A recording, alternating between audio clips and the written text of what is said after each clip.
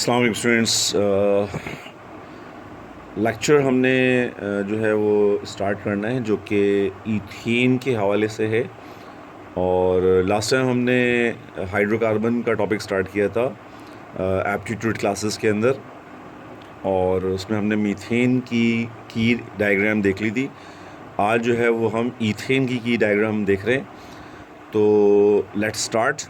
देखें यहाँ पर इथाइल क्लोराइड यानी अल्काइल हाइड दिया हुआ है। अल्काइल हाइड का रिएक्शन जब हमने जिंक HCl से करवाया तो उसके रिज़ल्ट में हमें देखें ईथेन मिल रहा है। बिल्कुल इसी तरह ये वर्ट्स रिएक्शन है। ठीक है, ये जो सामने आपको रिएक्शन नज़र आ रहा है ये वर्ट्स रिएक्शन कहलाता है। ठीक है, इसमें क्या हो रहा है, इसमें अल्काइल हाइड के 2 मॉलिक्यूल सोडियम मेटल से रिएक्ट कर रहे हैं। ईथर की प्रेजेंस में रिएक्शन होता है।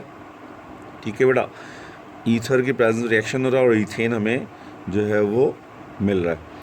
इसी तरह ग्रेगनॉड रिएजेंट है, ये अल्काइल मैग्नीशियम हैलाइड यानी इथाइल मैग्नीशियम आयोडाइड का रिएक्शन हम वाटर से करवा रहे हैं जिसके रिजल्ट में हमें ईथेन मिल जाता है। फिर इसी तरह निकल कैटलिस्ट की मौजूदगी में जो है वो तकरीबन 300 डिग्री सेंटीग्रेड हम देते हैं जिस पर जो है वो ईथीन की हाइड्रोजनेशन होती है और इससे हमें ईथेन मिल जाता है। तो ये ईथेन के रूट्स हमने देख लिए फॉर्मेशन के। अब यहाँ पर जो है वो ग्रीन से जो आपको नज़र आ रहा है ये इसके रिएक्शंस हैं कि ईथेन किस तरह रिएक्ट करता है। तो अगर ऑक्सीजन से रिएक्ट करा रहे हैं this is called combustion reaction जिसमें कार्बन डाइऑक्साइड वाटर बनता है। अगर सिर्फ हीट करें तो पायरोलिसिस का प्रोसेस होगा, कार्बन और हाइड्रोजन गैस जो है वो जनरेट होगी। ठीक है, इसी तरह अगर आप सनलाइट की मौजूदगी में क्लोरीन से या हेलोजिनेशन रिएक्शन करवाएं तो पहले स्टेप में इथाइल क्लोराइड बनेगा। दूसरे स्टेप के अंदर जो है वो या तो हमें विस्नल प्रोडक्ट मिलेगी या फिर जैमिनल प्रोडक्ट मिलेगी। ठीक है, मैंने शॉर्ट में लिखा है विस्नल जैमिनल।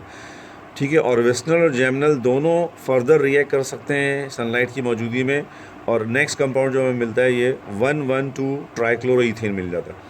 और 1,1 ट्राइक्लोरोईथेन जो है वो फर्दर हेलोजिनेशन करवाएंगे सेम सनलाइट की मौजूदगी में, तो फिर 1,1,2,2 टेट्राक्लोरोईथेन की फॉर्मेशन होती है। ठीक है, सो ये एक छोटी सी जो है वो हमारी की डायग्राम है जो कि ईथेन के रिएक्शन और उसकी फॉर्मेशन के हवाले से भी। आई होप ये चीज़ आपको समझ में आ गई होगी।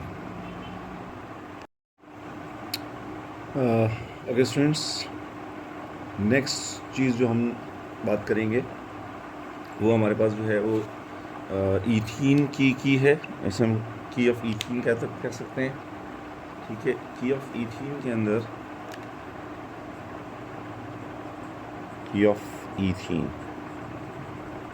या इथाइलिन भी इसे पढ़ा जा सकता है, इथाइलिन।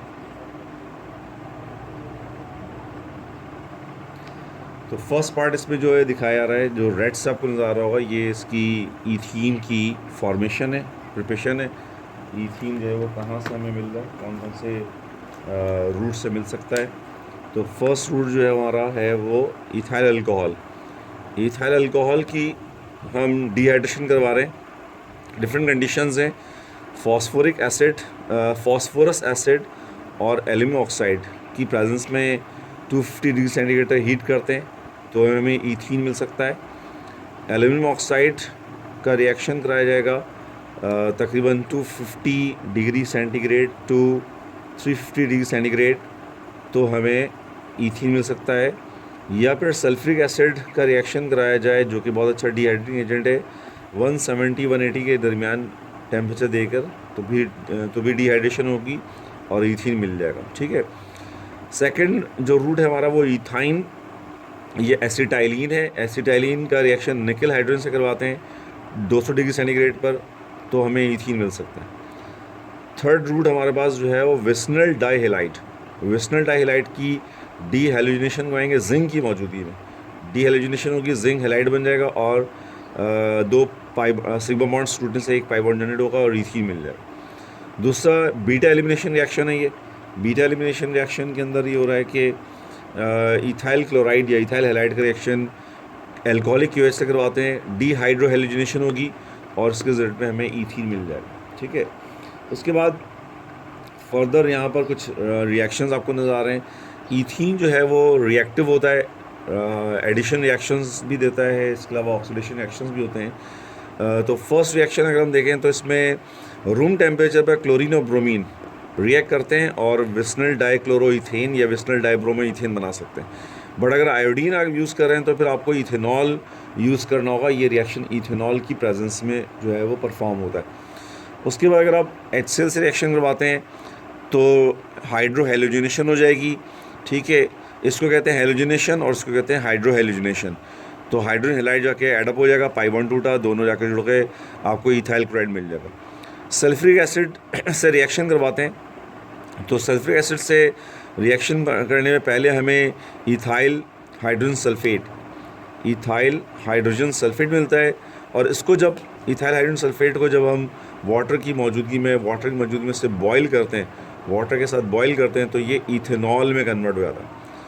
उसके बाद ये कहलाता है रिएक्शन विद हाइपोहेलस एसिड, ठीक है। HOCl, HOBr, HOX शो करते हैं। एडिशन रिएक्शन होगा, पाई बॉन्ड टूट जाएगा और इथाइल इसको हम कहते हैं हाइड्रोहाइड्रिन, या अगर क्लोरीन लगाए तो क्लोरोहाइड्रिन पड़ जाएगा, ब्रोमोहाइड्रिन पड़ जाएगा, ठीक है। और आईयूपैक नाम अगर हम देखें तो हम इसे कह सकते हैं 2 क्लोरो या 2 ब्रोमो या 2 आइडो इथेनॉल। पोटाशियम परमैंगनेट एक बहुत अच्छा ऑक्सीडाइजिंग एजेंट है। इसकी मौजूदगी में जो रिएक्शन करवाते हैं तो आपको जो है वो इथाइलिन ग्लाइकॉल मिल जाए। This is called as ethylene glycol, 1,2 ethane diol भी कहते हैं, ठीक है। ऑक्सीडेशन हुई है। हाइड्रेशन भी होती है, पानी का रिएक्शन करा दें इथीन के साथ तो हमें इथेनॉल मिल जाता है। इसी तरह अगर आप रिएक्शन करवाते हैं सल्फ़र मोनोक्लोराइड के साथ तो मस्टर्ड गैस की फॉर्मेशन होती है, ठीक है। बीटा डाइक्लोरो डाइथाइलिन सल्फाइड या डाइथाइल सल्फाइड भी कहा जाता है। और अगर आप 200 डिग्री सेंटीग्रेड देते हैं, ठीक है, और 180 प्रेशर और ऑक्सीजन की मौजूदगी में, तो रिएक्शन होता है पॉलीमराइजेशन, जिससे पॉलीथीन की फॉर्मेशन हो जाती है, ठीक है। तो ये जो की थी वो इथीन या इथाइलिन की थी, जिसमें आपने इथीन की फॉर्मेशन भी नोट की, इथीन किस तरह फॉर्म हो रहा था इसको भी देखा, और फिर इथीन से उसके रिएक्शंस को भी आपने नोट किया।